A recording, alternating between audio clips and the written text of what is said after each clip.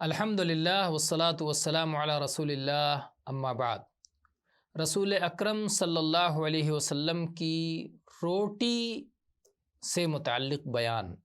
عائشہ رضی اللہ عنہ فرماتی ہیں کہ رسول اللہ صلی اللہ علیہ وسلم کے گھر والے کبھی بھی لگاتار 2 دنوں تک جو کی روٹی پیٹ بھر کے نہیں کھائے، یہاں تک کہ رسول اللہ صلی اللہ علیہ وسلم کی وفات ہو گئی۔ اسی طرح سے ابو امامہ باہلی رضی اللہ عنہ کہتے ہیں کہ رسول اللہ صلی اللہ علیہ وسلم کے گھر والوں سے جو کی ایک روٹی بھی نہیں بچتی تھی، فاضل نہیں ہوتی تھی، یعنی کھانے کے لیے کافی نہیں ہوتی تھی، تو بچنے کا تو سوال ہی نہیں ہوتا۔ اسی طرح سے عبداللہ ابن عباس رضی اللہ عنہما فرماتے ہیں کہ رسول اللہ صلی اللہ علیہ وسلم آپ اور آپ کے گھر والے یعنی آپ کی بیویاں کئی دن تک خالی پیٹ سو جایا کرتے تھے، رات کا کھانا میسر نہیں ہوتا تھا، اور اکثر ان کا کھانا جو کی روٹی ہوا کرتا تھا۔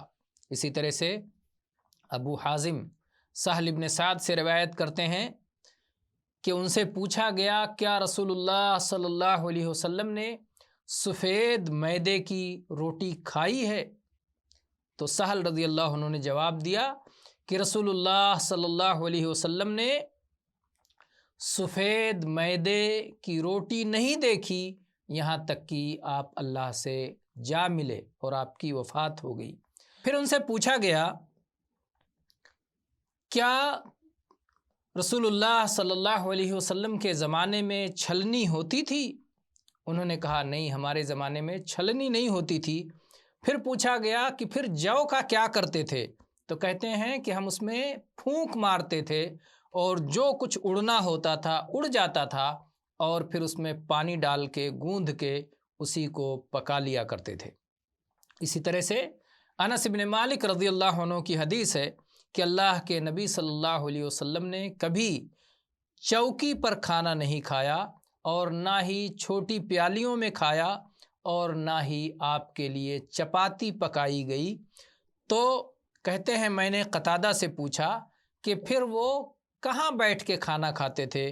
تو کہا کہ چمڑے کا دسترخوان ہوتا تھا، اسی پر بیٹھ کر کھا لیا کرتے تھے۔